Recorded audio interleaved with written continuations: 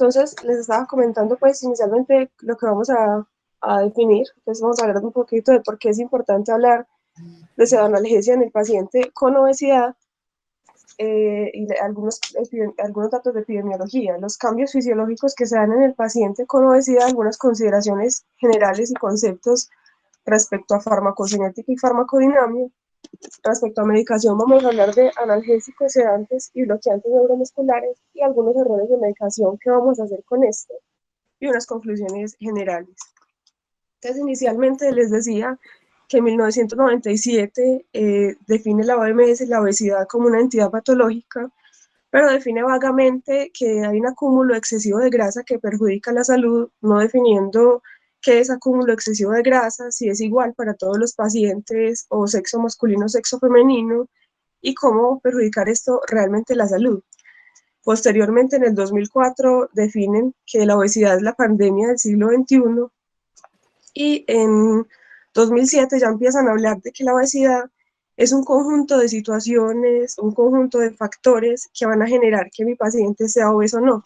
Entonces, incluye factores biológicos del paciente, consumo alimentario, la psicología individual y la actividad física de mi paciente. Posteriormente, en 2011, la WHO define el término globesidad por precisamente la pandemia del siglo XXI. Y en 2013, la Sociedad Médica Americana, después de 15 años de que la OMS definió la obesidad como una entidad patológica, define que sí, la obesidad es definitivamente una entidad patológica que requiere estudios, manejo y buscar factores de riesgo en estos pacientes. Entonces, posteriormente salen a relucir algunos conceptos y definiciones. Estos autores dicen que hay una carga genética y ambiental para que mi paciente tenga obesidad, pero que todo esto está modulado por factores ambientales. Entonces yo puedo tener dos individuos con la misma carga genética, pero que definitivamente el entorno y factores ambientales, incluyendo pues la industria alimentaria, juegan un factor importante en toda esta parte de la obesidad, de que mi paciente desarrolle obesidad. Y ya llega este concepto, que es el concepto definitivamente que se ha adoptado, y es que la obesidad es una enfermedad sistémica, multiorgánica, metabólica e inflamatoria crónica, y hay una interrelación genómica y ambiental, fenotípicamente se expresa por exceso de grasa corporal que conlleva un mayor riesgo de morbimortalidad. Entonces decimos, este fue el concepto pues adecuado, definitivamente la obesidad pues tiene un montón de factores que van a jugar para que el paciente definitivamente la desarrolle, entre ellos la biología es un papel fundamental, pero la psicología, el consumo alimentario, la actividad física y todos estos relacionados con la parte social y el entorno van a jugar definitivamente un rol definitivo para que mi paciente desarrolle obesidad. Y con eso la prevalencia también pues muy importante destacar que del 75 al 2016 se triplicó la prevalencia de obesidad en adultos. Para el 2016 habían 1.900 millones de adultos con sobrepeso y 650 millones de estos tenían obesidad. Es decir, 1 de cada 3 adultos en el mundo con sobrepeso y 1 de cada 10 tenían obesidad. Y no solo en adultos, sino que en los niños además, del 75 al 2016 también se cuadruplica la prevalencia de obesidad en estos. Y para el 2016 tenemos 340 millones de niños y adolescentes con sobrepeso u obesidad en todo el mundo. Entonces, ¿qué pasa con esto? Hay una alta prevalencia de sobrepeso u obesidad en el mundo, más o menos 1 de cada 3 pacientes que vamos a tener tanto en urgencias como en consulta u hospitalización podrían tener sobrepeso u obesidad. Obviamente estos pacientes, por la carga que juega el papel del perfil metabólico y todo esto, tienen mayor morbilidad pues en estos pacientes hay mayor morbilidad respecto a pacientes sin sobrepeso u obesidad, y por esta razón van a requerir más procedimientos endoscópicos, radiológicos o quirúrgicos que podrían requerir pseudoanalgesia. Y hay unos cambios que se generan en estos pacientes, tanto en farmacocinética como farmacodinamia, la vía aérea y la respuesta cardiovascular, que van a hacer que nosotros tengamos que conocer específicamente qué debo hacer con mi paciente diferente al paciente que no tiene obesidad. Además, el conocimiento respecto al uso de medicamentos en pacientes con obesidad es muy regular, pues digámoslo así. Ahorita miramos unos datos y esto nos lleva a más eventos adversos tanto por sobredosificación como por subdosificación, peor pseudoanalgesia y más eventos adversos en todos estos pacientes. Entonces hay unos cambios fisiológicos que hay que conocer en el paciente que tiene obesidad. Sabemos que el paciente con obesidad tiene una anatomía de la vía aérea y el sistema pulmonar diferentes. La vía aérea puede estar estrecha debido al incremento de tejidos blandos alrededor, y el tejido excesivo incrementa la circunferencia del cuello y podría dificultar la ventilación por máscara y también la intubación orotraqueal. Los pacientes con obesidad tienen mayor incidencia de apnea del sueño, además, que tienen importantes implicaciones tanto para la anestesia general como para la sedación para procedimientos. En la apnea obstructiva del sueño, pues hay una disminución repetitiva completa, cese del movimiento del aire durante el sueño. Esto pues causa hipopnea o apnea en la respiración, y las consecuencias incluyen desaturación frecuente, hipercapnia, hipertensión pulmonar, falla cardíaca derecha.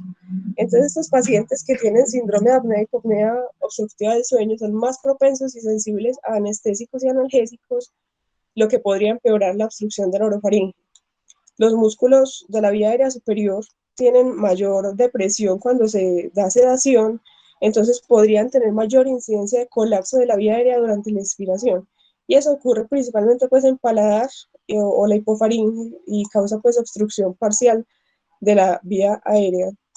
Eso pasa pues tanto en el paciente con SAOS como en el paciente con obesidad. Y hay un síndrome que se caracteriza por obesidad mórbida, hipoxemia, hipercapnia, bicarbonato mayor a 27 sérico, y el síndrome de apnea obstructiva del sueño, que básicamente se da en estos pacientes con obesidad. Respecto a los movimientos torácicos, estos pacientes también tienen disminución del volumen pulmonar como resultado del tejido periférico excesivo, y eso va a generar un aumento del requerimiento metabólico que lleva a incremento en el consumo de oxígeno, en la demanda de oxígeno además. Entonces, incrementan el trabajo respiratorio y hay alteración en la ventilación perfusión.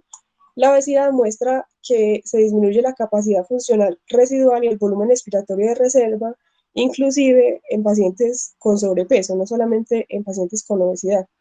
Y la capacidad funcional residual se define pues como este volumen al final de la expiración, y es de particular importancia pues para el anestesiólogo, y también en el contexto de la analgesia puede ser importante porque en términos de tiempo de saturación, cuando usted administra anestésicos a estos pacientes, podrían disminuir ese tiempo y generar pues efectos, pues tener rápidamente que usted abordar la vía aérea.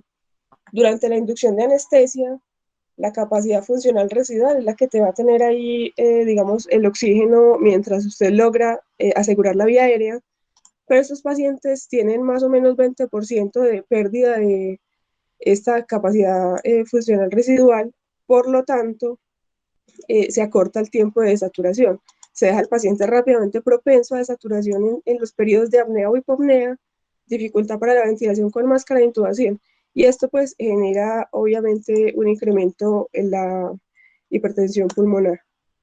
De la parte cardiovascular, la obesidad per se se asocia con muchas condiciones como hipertensión, dislipidemia, diabetes, síndrome metabólico, y esto predispone al paciente a una enfermedad cardíaca isquémica. Hay incremento en el volumen sanguíneo circulante debido a un exceso de tejido adiposo. Eso lleva a un incremento en el gasto cardíaco de los pacientes, y ese incremento muchas veces puede llevar al paciente a hipertrofia ventricular o que tenga una falla cardíaca derecha en combinación con el síndrome de apnea obstructiva del sueño.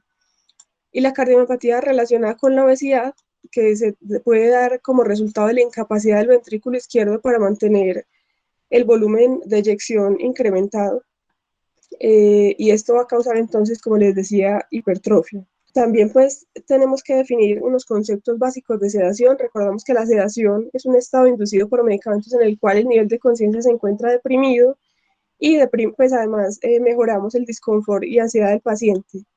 Pero entonces la sedación la podemos dividir en diferentes grupos. La idea de la sedación es mejorar desenlaces de los exámenes, disminuir la memoria del evento del paciente. Y definimos en 4 estados la sedación, donde mínima, desde mínima pues moderada, profunda o anestesia general. Para la mayoría, la sedación en los procedimientos se realiza con sedación moderada, en donde el paciente puede mantener funciones ventilatorias y cardiovasculares y puede responder al estímulo verbal y táctil, pero además pues quien administra la sedación, aunque sea mínima o moderada, debe tener habilidades pues suficientes para abordar complicaciones posibles. Y los pacientes con obesidad mórbida poseen desafíos pues, clínicos diferentes, como habíamos visto, por cambios fisiológicos para mantener además y recuperar la sedación.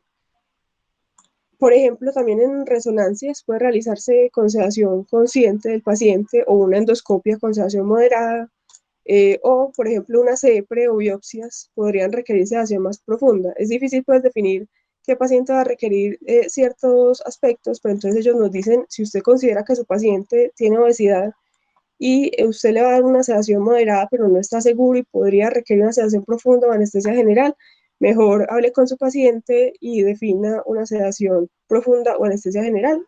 Inclusive también en pacientes con historia de consumo de narcóticos, benzodiazepinas, abuso de alcohol y condiciones neuropsiquiátricas. Y unos conceptos pues también a definir, tenemos el IBW por sus siglas en inglés, que es el peso corporal ideal, que lo calculamos con hombres 50 kilos y les sumamos 2.3 kilos por cada pulgada de altura por encima de 60 pulgadas. Es decir, si usted mide más de 152 centímetros por cada pulgada de más, o sea, por cada 2.54 centímetros, usted debe sumar 2.3 kilos a los 50 kilos y eso te da el peso corporal ideal. En mujeres pues cambia un poco, pero lo mismo.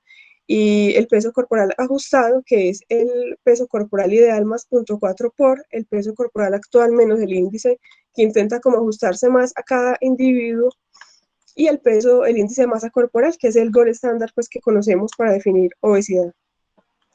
Por otro lado, tenemos el volumen de distribución, que recordar que es el volumen teórico necesario que, para que en todos los órganos o compartimentos haya una concentración del medicamento igual a la que hay en el plasma sanguíneo. Entonces lo calculamos dividiendo la dosis del fármaco entre la concentración plasmática del fármaco, y entre más alto el volumen de distribución, hay mayor probabilidad que el fármaco esté en tejidos, no en sangre, y poco a nivel sérico. Por lo tanto, por ejemplo, serían medicamentos que no son fácilmente dializables y que necesitan más volumen de líquido para aclararlo. Y tenemos por otro lado el log-P o coeficiente de partición, que es una estrategia que se usa para evaluar la solubilidad. Es el coeficiente de reparto, indica el carácter hidrófilo o hidrófobo de una sustancia, es decir, su mayor o menor tendencia a disolverse pues, en disolventes como el agua. Entre más alto el log-P o coeficiente de partición, más lipofílico es el medicamento, por lo tanto se va a guardar en los tejidos el medicamento y es poco probable que sea dializable como el volumen de distribución, y su eliminación va a ser obviamente mucho más lenta. Esto es muy importante pues para los próximos medicamentos que vamos a evaluar. Entonces, periprocedimientos, si usted va a realizarse de analgesia por un procedimiento, siempre debe recordar que debe hacer una preparación adecuada, un examen físico completo, mirar la edad del paciente, recordar que el sexo masculino también es un factor de riesgo, patología de la articulación temporomandibular, el malampatia, apertura oral, evaluar si el paciente tiene, por ejemplo, síndrome de apnea obstructiva del sueño, o podemos evaluar con esta escala que nos da un riesgo de que el paciente definitivamente lo tenga y tengamos que estar más atentos a cuando tengamos el paciente bajo sedación. La ingesta reciente de alimentos no contraindica la administración de sedación para procedimientos de analgesia, pero debe considerarse que si yo tengo un riesgo de un paciente pues con complicaciones, debería considerar el ayuno como si fuera a darse anestesia. Por otro lado, pues tenemos los factores intraoperatorios, siempre monitorizar a los pacientes, presión arterial, cardioscopio, pulsoximetría.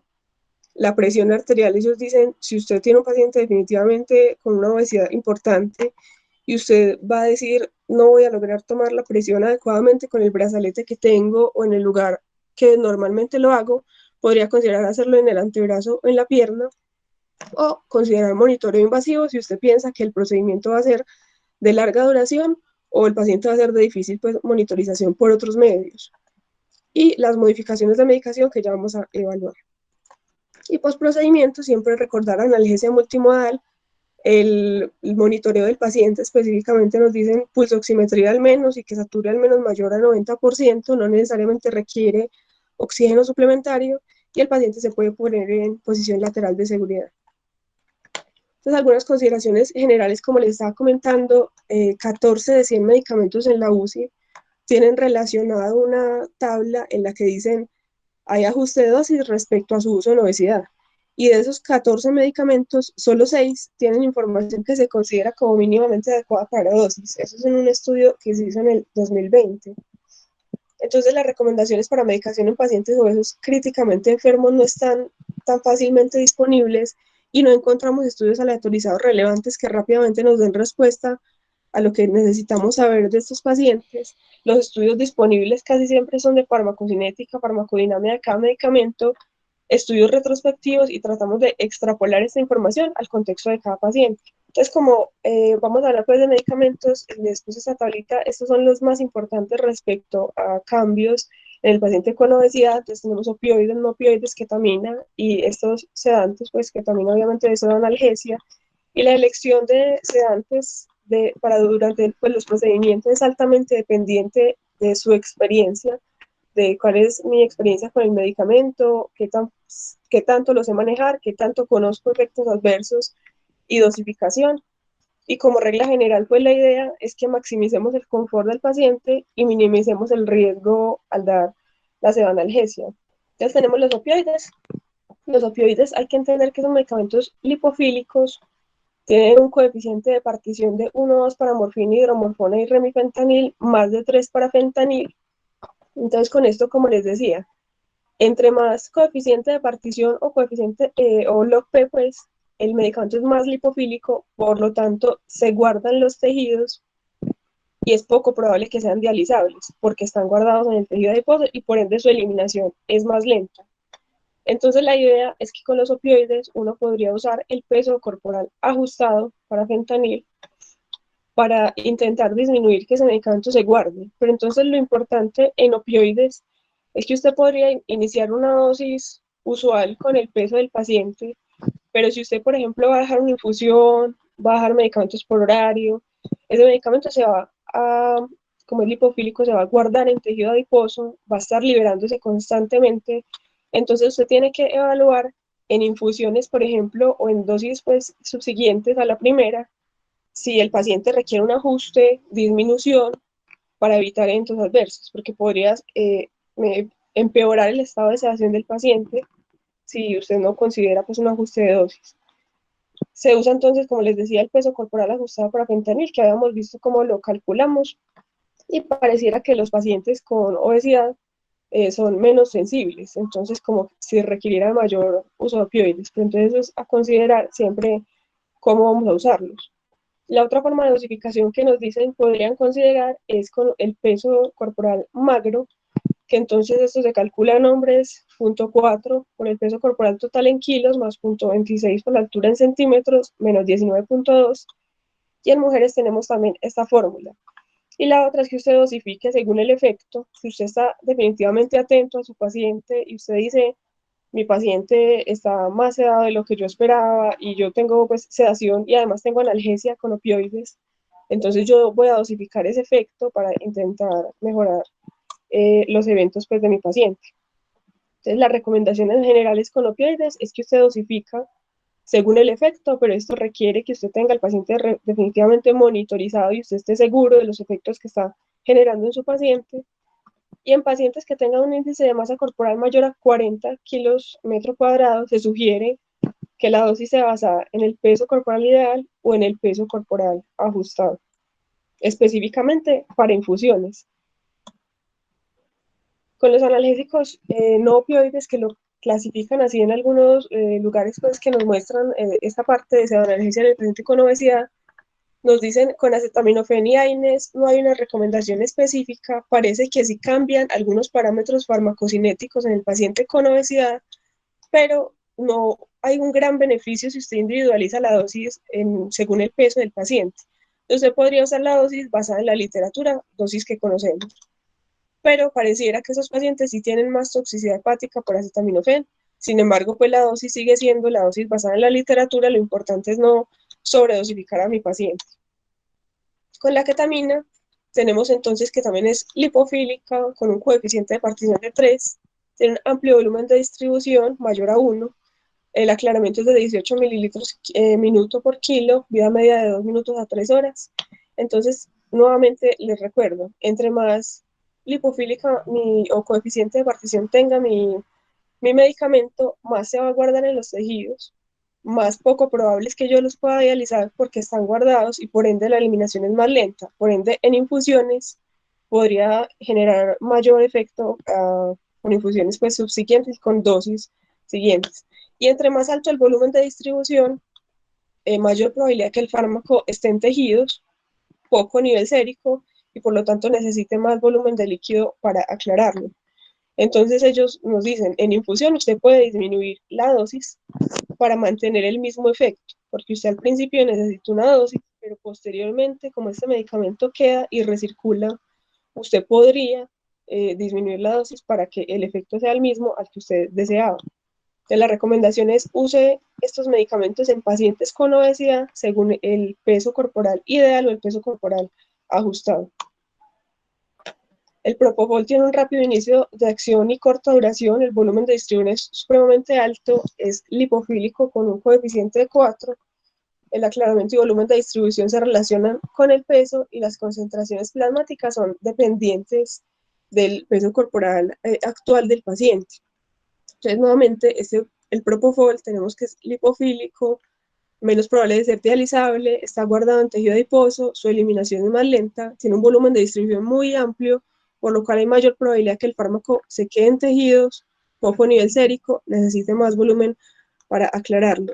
Además, nos aclaran que el paciente con obesidad tiene muchas veces hipotensión, entonces el riesgo de hipotensión si le coloco propofol en un paciente, por ejemplo, con trauma y que sea obeso, va a ser mucho mayor. La recomendación con propofol es que usted dé dosis basadas en el peso corporal ideal o el peso corporal ajustado. Con la desmetomidina tenemos nuevamente un volumen de distribución muy amplio, un aclaramiento de 39 litros por hora, un coeficiente de partición también elevado, por lo cual la recomendación viene siendo muy parecida a los previos, dosifique según el peso corporal ideal o según el peso corporal ajustado para evitar concentraciones supraterapéuticas. Con las benzodiazepinas, el midazolam, pues, que es de acción corta, tiene una alta liposolubilidad, eso determina pues también su rápido inicio de acción y en infusión continua puede acumularse por su gran volumen de distribución. Entonces, usted nuevamente tenemos lo mismo que los medicamentos previos. Usted tiene un amplio volumen de distribución, un medicamento lipofílico, usted podría usar las dosis según el peso corporal ideal o el peso corporal ajustado, tanto para dosis iniciales como para infusiones. Pero también nos dicen, recuerde que usted tiene un efecto, digamos, clínico y usted puede definir, según la clínica del paciente, cómo está respondiendo a la dosis y cómo ajustar la dosis. Además, el midazolam, recordad pues, que va a tener un metabolito del alfa-1 hidroximidazolam que también es activo, menos potente, pero igual activo. Y en pacientes con insuficiencia renal se va a acumular, entonces hay que tener presente, tanto en obesidad como en muchas, pues como en el resto de patologías, que el paciente tenga insuficiencia renal o hepática también va a requerir ciertos ajustes de medicación.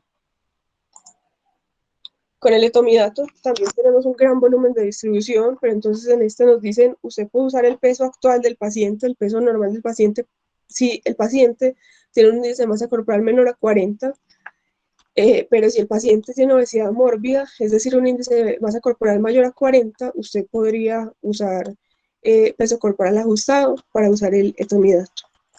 Entonces, por acá tenemos las dosis en infusión continua y nos dicen, recuerde que el remifentanil usted puede usar la dosis para infusión continua según el peso corporal ideal. Recuerde que hay que ajustar por insuficiencia renal algunos medicamentos, en este caso no, y en insuficiencia hepática. Y recuerde también situaciones como el embarazo. Con midazolam y propofol, nuevamente nos dicen las dosis pues, que tenemos, y con el propofol recuerde que puede usar el peso corporal ideal, ajuste si requiere ajuste para insuficiencia renal o hepática, y recuerde que siempre hay unas dosis máximas de los medicamentos, entonces eso también vale para los pacientes con obesidad. No voy a poder ajustar mi dosis según la clínica si yo digo estoy sobrepasando una dosis máxima del medicamento y posiblemente mi paciente no se va a beneficiar de esto. Y el peso, entonces usamos el peso real en pacientes con peso corporal normal o sobrepeso. En obesidad sí tenemos que tener ciertas consideraciones, como les estaba mencionando.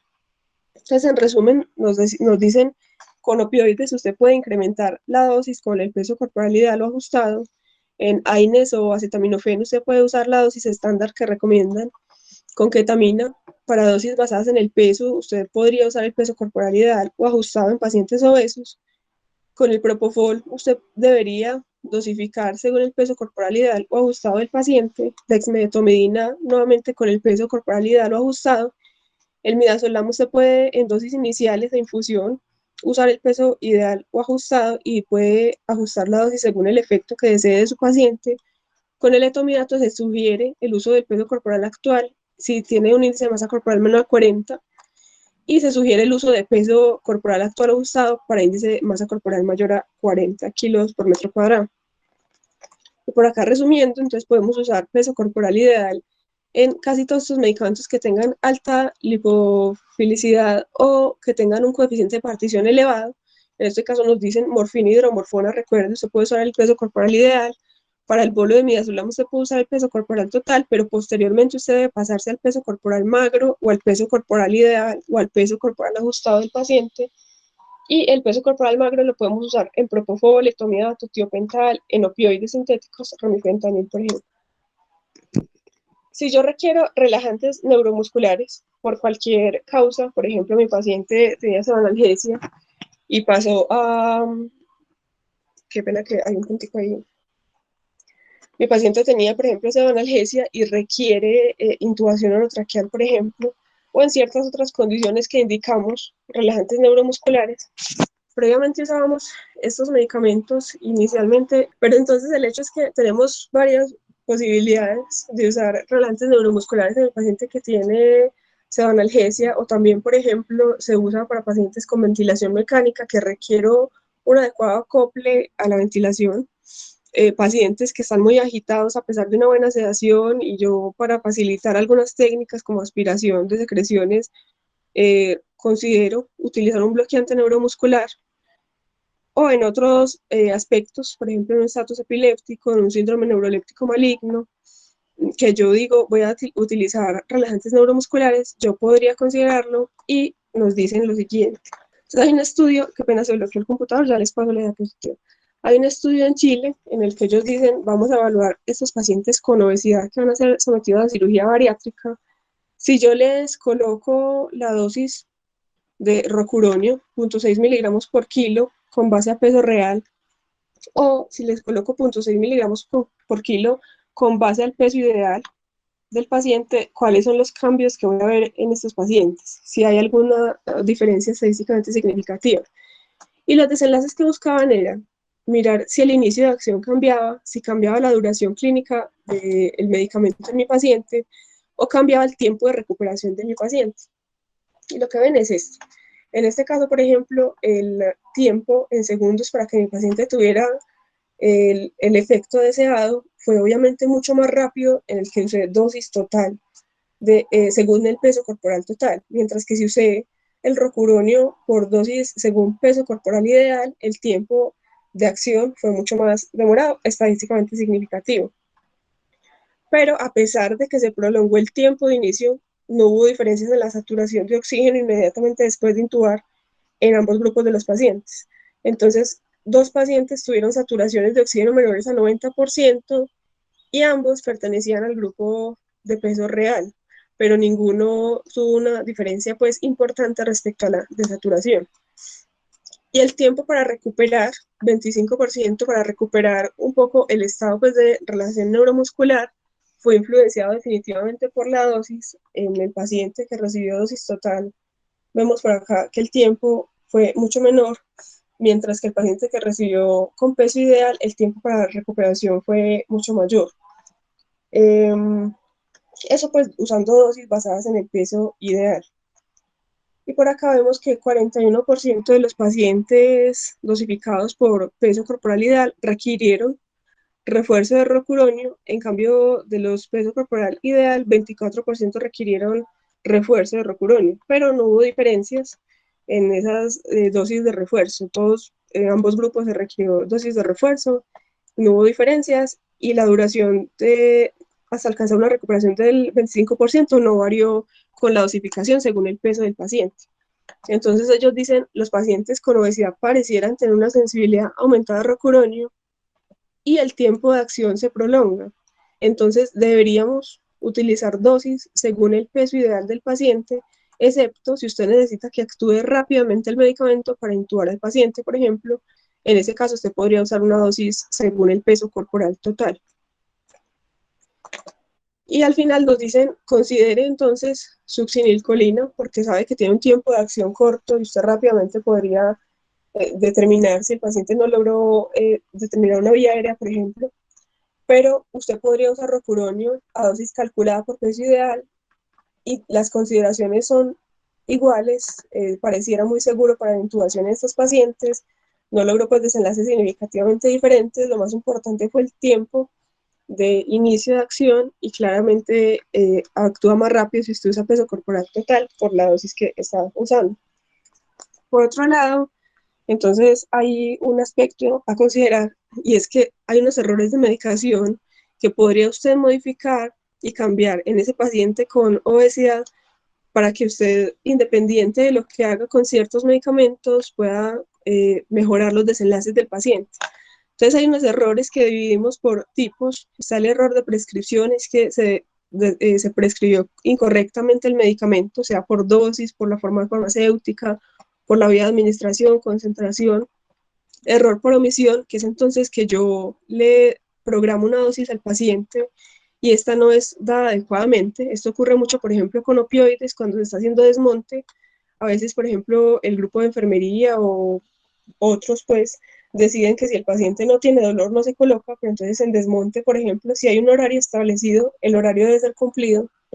La hora de administración que se programe para los medicamentos debe ser preestablecida y cumplida, que sea un medicamento que no esté prescrito al paciente por error, que se dosifique erróneamente a mi paciente, que le dé una forma farmacéutica que no es al paciente, o que el medicamento, por ejemplo, se prepare de forma incorrecta, por ejemplo, diluciones en componentes pues que no son, error en la técnica de administración, que el medicamento esté deteriorado, error en la monitorización del el efecto de mi medicamento, que el paciente incumpla con las dosis o el tratamiento prescrito u otros errores. Y estos errores los categorizamos según el riesgo que tuvo mi paciente. Entonces puede ser un error potencial o no error cuando definitivamente el error no le causó daño al paciente, el error se produjo o no se produjo, pero no alcanzó al paciente. El error sin daño, que el error definitivamente sí se produjo, pero alcanzó al paciente y no le causó daño, o el paciente requirió monitorización porque usted produjo un error, eh, pues, pero no le produjo daño al paciente. El error con daño o el error mortal, que es definitivamente el error que usted cometió o que se cometió con la medicación, contribuyó o causó la muerte del paciente. Entonces, con esto es muy importante es que actuando sobre cada uno de estos factores, usted puede reducir los eventos adversos relacionados con medicamentos, tanto en pacientes con obesidad como en pacientes sin obesidad. Entonces, en error de prescripción, evaluar bien la prescripción que estoy haciendo de mi medicamento, si tengo dudas, buscar o preguntar. En omisión o en hora de administración, como les decía, recordar que si hay una hora establecida o una dosis establecida a X hora, no necesariamente está dada por la sintomatología de mi paciente, sino que si tiene algo ya establecido, se debe cumplir, que se le administre al paciente un medicamento no prescrito o una dosis inadecuada, la forma farmacéutica siempre evaluarla. Eso han ocurrido errores inclusive fatales en los que se administran medicamentos, por ejemplo, orales vía intravenosa, preparación errónea del medicamento, que se administre pues con una técnica inadecuada, que el medicamento esté deteriorado, que no se monitoriza adecuadamente los efectos de mi medicamento, por ejemplo, en pseudoanalgesia no debería tener al paciente monitorizado, como les comentaba, o que el paciente pues sean errores propiamente atribuibles a mi paciente. Entonces, de conclusiones, pues tenemos que hay que conocer la farmacología del medicamento que vamos a utilizar, intentar correlacionar con el estado actual de mi paciente, comorbilidades, enfermedad hepática o renal y recordar la obesidad, que yo siento que esto es un punto olvidado, siempre recordamos, ajustemos por enfermedad hepática o renal, ajustemos en ciertas condiciones, pero la obesidad a veces no se tiene en cuenta. Definir los riesgos y complicaciones que tiene mi paciente con el uso de ciertos medicamentos, entonces individualizar a los pacientes, prever errores. Esto es fundamental, como les decía, toda la lista de errores que tenemos no es solamente que le di la dosis inadecuada, sino que hay muchos factores que influyen en que el medicamento se dé inadecuadamente o en que el medicamento no estaba en condiciones óptimas o no se preparó adecuadamente, e intentar corregirlos e evitarlos, y explicar al paciente que durante la sedación podría estar despierto, presentar disconfort o ansiedad, porque entonces si yo explico esto, evito que de pronto tenga que aplicar dosis extra, dosis adicionales durante una sedanalgesia y de pronto vaya a requerir posteriormente un abordaje diferente del paciente, una sedación más profunda. Muchísimas gracias. ¿Alguna pregunta, comentarios, cosas por agregar? María, Hola. María, buenos días, gracias por la charla. Me pareció muy interesante el concepto de partición, siempre hay que recordarlo. Pero, yo quería preguntarte, porque en los contextos donde uno está, la mayoría de las veces lo que uno hace es titular el medicamento, buscando como el nivel al cual uno desea llegar, ¿cierto?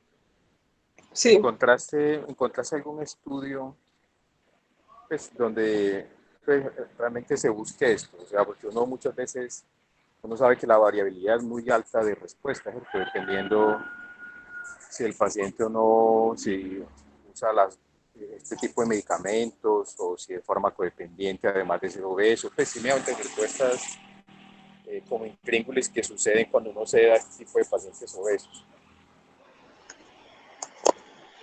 Sí, doctor. En general, lo que ellos dicen es, si usted está en un contexto urgente, necesita actuar de forma rápida, por ejemplo, intubar al paciente rápidamente, una sedación rápida, usted podría casi que en todo usar la dosis usual que conoce. Pero posteriormente, estos medicamentos específicamente que tienen un coeficiente de partición elevado o que tienen, que son muy lipofílicos, usted si va a continuar una infusión o va a dar dosis posteriormente, debe ajustar según su paciente. En pacientes con farmacodependencia, ellos también dicen, me ajuste más según el efecto clínico que usted desea en el paciente y pues va titulando según esto. Gracias, María. Sí, yo creo que uno en este tipo de situaciones y en este tipo de población uno debe como leer bien el paciente y las necesidades a las cuales uno quiere llegar, ¿cierto?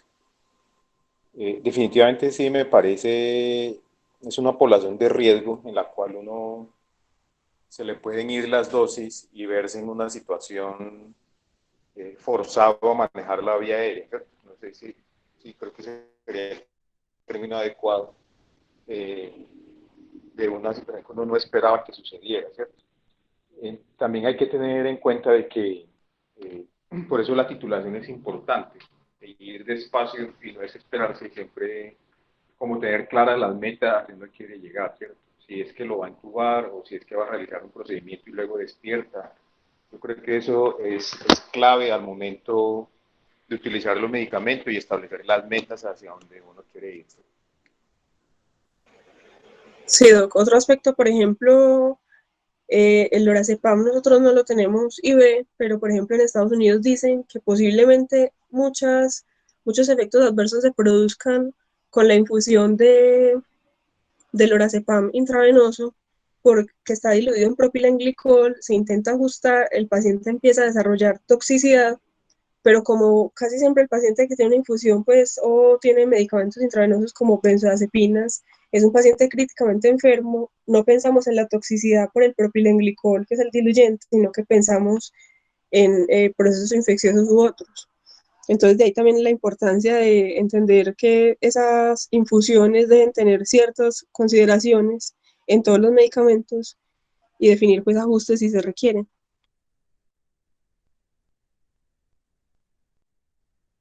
Sí, de acuerdo. Yo creo que, bueno, el lorazepam, viendo como los mecanismos que tiene, pues yo creo que no lo necesitamos en nuestra zona, ¿cierto? O sea, requiere refrigeración, tiene el propilenglicol como problema y el midazolam en todos estos años pues ha funcionado muy bien, ¿cierto? María, hay unos mensajes ahí en el chat que los voy a leer. Eh, Está una del doctor Harvey, anestesiólogo egresado de la UDA. Te agradece por la presentación, que muy excelente el seminario. Gracias a todos. No hay ninguna pregunta en el chat aún. Profe, pero no me vaya pues a cerrar sin yo hablar. No, usted no ha perdido esa costumbre, cosa tan horrible. ¿Cómo está? Hola Luisa, ¿qué más? ¿Cómo te ha ido? Muy bien, gracias a Dios, y ustedes cómo van. Bien, bien, Luisa, Bueno, entonces dale, yo, es el yo fui la micrófono.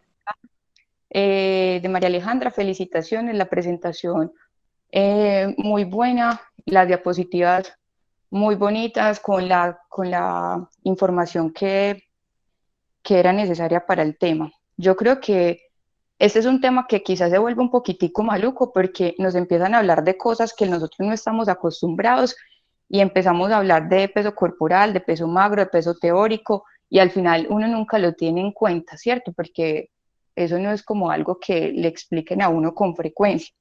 Pero yo creo que va a ser nuestra obligación empezarnos a familiarizar con esos temas porque la obesidad estamos, como lo decía María Alejandra, eso es una pandemia, ¿cierto? Y se convierte en un factor de riesgo independiente de morbilidad en el cual vamos a estar no solamente los anestesiólogos, sino nosotros también como urgentólogos, como médicos generales expuestos a esos pacientes. Y que, como lo mostró María Alejandra, van a tener unas características fisiológicas y anatómicas que son importantes reconocerlos porque nos va a variar completamente los tratamientos. Con esto, ¿qué es importante? Si uno fuera preciso, uno debería manejar para todos estos pacientes en cuanto a temas de sebanalgesia, de relajación, de todo eso, uno debería, pues lo ideal sería manejar escalas alométricas y que usted calcule peso magro para mirar como las infusiones de los pacientes, porque eso se ha visto que se correlaciona directamente con el gasto cardíaco y con los procesos metabólicos, pero no sabemos calcularlo, no estamos acostumbrados, tenemos una cantidad de pacientes y sobre todo en estos momentos que no nos da la vida para hacer tantos cálculos. Entonces, por ejemplo, otras organizaciones con relación en este caso al COVID, que le dicen a usted de forma un poquito más simplificada, que obviamente también tiene sus riesgos, es que si usted tiene pacientes con índices de masa corporales por encima de 25, calcule las infusiones con el peso ideal. Eso con el fin de evitar la sobredosificación. Y si lo tiene por debajo de 25, calcularlo con el peso real. Pero eso también se vuelve como algo muy, muy amplio, ¿cierto? Por lo mismo que había hablado María Alejandra al principio, se puede hacer o sobredosificación o tener niveles subterapéuticos de eso. Hago como una aclaración que había dicho María Alejandra ahorita, que en estado epiléptico el uso de relajantes neuromusculares, no sé de dónde viene como eso, porque en el esquema de tratamiento de esos pacientes no se usan. Cuando yo te decía, María, que pusiéramos lo de los relajantes, es porque muchas veces esos pacientes, y sobre todo ahora, el uso de relajantes neuromusculares con el cuento pues, del COVID y del SRA se utiliza como estrategia de tratamiento y esos pacientes a veces uno requiere dosis de relajantes neuromusculares y en el paciente obeso también se modifican como estas cosas. Entonces, para los relajantes despolarizantes uno utilizaría el peso real y para los no despolarizantes utilizaría el peso ideal, que serían como cosas así que tendríamos que tener en cuenta. De resto, nada, súper bien.